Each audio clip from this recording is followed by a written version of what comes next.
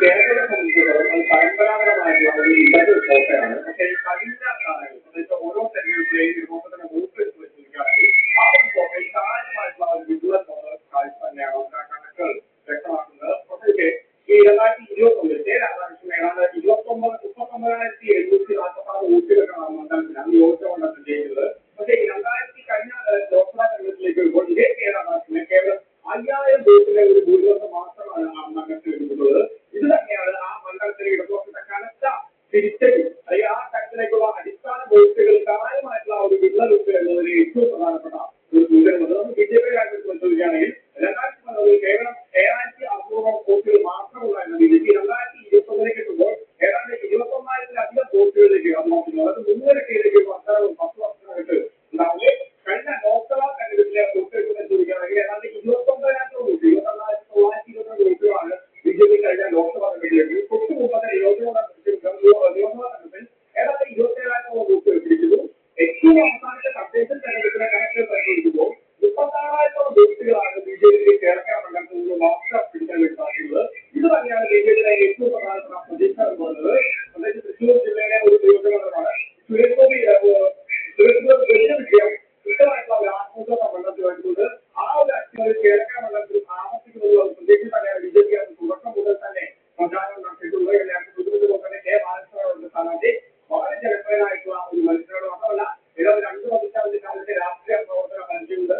കഴിഞ്ഞ 10 വർഷമായി കേരള മണ്ഡലത്തിലെ തിരുവനന്തപുരം ഗ്രാമപഞ്ചായത്ത് അംഗമാണ്. അതിൽ ഒരു തവണ വൈസ് പ്രസിഡന്റായിരുന്നു. പഞ്ചായത്തിന്റെ വൈസ് പ്രസിഡന്റായിരുന്നു. പിന്നീട് ഈ ഇടപോസ്റ്റ് ചേർന്നുകൊണ്ട് അക്കാര്യത്തിൽ ഈ അവിശ്വാസ പ്രമേയം കൊണ്ടുപോയ ഭാഗമായ അദ്ദേഹത്തിന്റെ വൈസ് പ്രസിഡന്റ് നഷ്ടപ്പെട്ടു.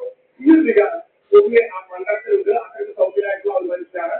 ഈ ഒരു വോട്ട് പറഞ്ഞവർ ഏതാണ്ട് 15,000 വോട്ടുകൾ കൂടി കൂടുതൽ വരികയാണെങ്കിൽ തീർച്ചയായിട്ടും ബി ജെ പി കേരള പിടിക്കും എന്നുള്ള ആത്മവിശ്വാസം തന്നെയാണ്. അതിന്റെ പ്രത്യേക കാരണം ഇതിന് പറയുന്നതായിട്ട് കാര്യം 10,300 വോട്ടുകളാണ് മണ്ഡലത്തിൽ ചേർത്തുള്ളത്. അതിൽ 7,500 വോട്ടുകൾ ബി ജെ പി ആണ് ചേർത്തിട്ടുള്ളതാണ്. ബി ജെ പി അവകാശപ്പെടുന്നത് ബി ജെ പിയുടെ ഒറ്റ വോട്ടുകളാണ്, യുവാക്കളുടെ വോട്ടുകളാണ്. അത് തീർച്ചയായിട്ടും ബി ജെ പിയെ പറ്റി തന്നെയാണ് ബി ജെ പിയെ കാണിക്കുക. ബി ജെ പിയെ പരിശോധിക്കാനാണ് ബി ജെ പിയെ സ്ഥാനാർത്ഥി. തുടക്കം മുതൽ തന്നെ ഈ സ്ഥാനാർത്ഥിയിൽ കാര്യമായിട്ടുള്ള ഒരു കൺഫ്യൂരി മണ്ഡലത്തിൽ ഉടലെടുണ്ടായിരുന്നു. അതിന്റെ ഏറ്റവും പ്രധാനപ്പെട്ട തന്നെയാണ് കഴിഞ്ഞ സ്ഥാനാർത്ഥിയായിരുന്ന അദ്ദേഹം ഇത്തരത്തിൽ സ്വതന്ത്ര സ്ഥാനത്ത് മത്സരിക്കുന്ന ഒരു സാഹചര്യം ഡി എം കെയുടെ സ്വന്തമായിട്ട് മത്സരിക്കുന്ന ഒരു സാഹചര്യം. അപ്പോൾ ഈ തരത്തിലേക്ക് ഈ കോൺഗ്രസിൽ തുടക്കം മുതൽ തന്നെയാണ് അത്തരത്തിലുള്ള അഭിപ്രായ വ്യത്യാസങ്ങളുണ്ട്. വിദ്യാഭ്യാസ സ്ഥാനാർത്ഥികളും അവർ വലിയ എതിർപ്പുണ്ട്. അപ്പോൾ ഈ തരത്തിൽ ഈ കോൺഗ്രസിലേക്കുള്ള കണ്ടുപിടിയും ഇടതുപക്ഷത്തിന്റെ തളർച്ചയും കൃത്യമായിട്ട് ഒരു വോട്ടാക്കി മാറ്റാം. ഇതെല്ലാം ഈ സിംഗ് വോട്ടുകൾ കൃത്യമായിട്ട് ബി ജെ പിയിലേക്ക് വരുന്ന പ്രതീക്ഷ തന്നെയാണ്. അവർക്ക് ബി ജെ പി ക്യാമ്പ് മാത്രമല്ല ഈ സംസ്ഥാനങ്ങൾ നേരിട്ട് ക്യാമ്പ് ചെയ്തുകൊണ്ട് തന്നെയാണ് അവർക്ക് തെരഞ്ഞെടുപ്പ് പ്രചാരണങ്ങൾ പ്രധാനമായും മുന്നോട്ട് വയ്ക്കുന്നത്. എന്തായാലും കേരള ഇത്തവണ വ്യക്തി വെക്കുമ്പോൾ അത്ഭുതങ്ങൾ പ്രതീക്ഷിക്കാം എന്ന് തന്നെയാണ് ബി ജെ പി ക്യാമ്പിലെ പ്രതീക്ഷ. നമുക്ക് ഇടത്തേക്ക് പോയാൽ ഈ ഉപതെരഞ്ഞെടുപ്പുകൾ അത് പലപ്പോഴും സംസ്ഥാന സർക്കാരിന്റെ വിലയിരുത്തലുകളാണോ എന്ന ചോദ്യത്തിന് പലപ്പോഴും സീറ്റ് നേതാക്കന്മാർ കൃത്യമായ മറുപടി പറയാറുണ്ട്. ചിലയിടങ്ങളിൽ അത് സർക്കാരിന്റെ വിലയിരുത്തലാകും എന്നൊക്കെ പറയുമ്പോൾ ചിലയിടങ്ങളിൽ അത് അങ്ങനെ വിലയിരുത്താൻ കഴിയില്ല എന്നൊക്കെ പറയും. ഒരു ഭയം ഇടത് ക്യാമ്പിനെ സംബന്ധിച്ചുള്ളത് പ്രധാനമായും ഈ തെരഞ്ഞെടുപ്പ് അടുത്തപ്പോൾ ഉയർന്നു വന്ന വർഷം കയ്യേറ്റം ഉൾപ്പെടെയുള്ള വിഷയങ്ങൾ, സർക്കാരിനെതിരെ വരുന്ന മറ്റ് ആളുകൾ, ഇതൊക്കെ ഈ ഉപതെരഞ്ഞെടുപ്പിൽ തിരിച്ചടി ആകുമ്പോൾ ആകെ പ്രതീക്ഷിക്കുന്നത് ചേർക്കൽ മാത്രമാണെന്ന് പറയുന്നത് വലിയ ക്യാമ്പ് അവർക്കൂടെ മാത്രമാണ്. അവിടെ പോലും ചില വിശ്വാസം പ്രകടിപ്പിക്കാൻ എൽ ഡി എഫ് ക്യാമ്പിന് കഴിയുന്നില്ല. സംസ്ഥാന സർക്കാരിന്റെ തിരിച്ചടിയാകുമെന്ന് ചോദിച്ചു അല്ലെങ്കിൽ ഭരണത്തിന്റെ വിലയിരുത്തലാകുമെന്ന് ചോദിച്ചാൽ ഉത്തരം പറയാൻ കഴിയാത്ത സാഹചര്യത്തിലേക്ക് എങ്ങനെയാണ് ഇപ്പോൾ എത്തിയിരിക്കുന്നത്?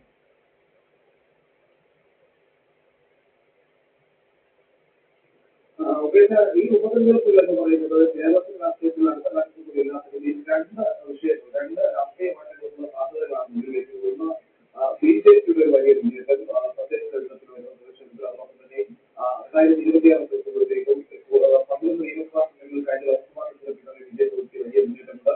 അതിന്റെയൊക്കെ അടിസ്ഥാനത്തിൽ തൃശ്ശൂർ ഒരു വൺ ടൈം മണ്ഡലമല്ല എന്നുള്ളത് ആധികാരികമായി തെളിവുകൂടിയായി പാലക്കാട് മണ്ഡലങ്ങളെല്ലാം സാധ്യതകൾ തെളിയിക്കുന്നു. അതിന്റെ തെളിവിച്ച് തദ്ദേശ തെരഞ്ഞെടുപ്പിലും നിയമസഭാ തെരഞ്ഞെടുപ്പിലുമൊക്കെ വലിയ മുന്നേറ്റം കാഴ്ചവെക്കാൻ ആത്മവിശ്വാസത്തിൽ ബി ജെ പി ഉണ്ട്. അതിന് അവർ സാധൂകരിക്കാവുന്ന പ്രദേശത്തിലാണ് കേരളത്തിലെ രാഷ്ട്രീയം മുന്നോട്ട് കൊണ്ടുവരുന്നത്. അതോടൊപ്പം തന്നെ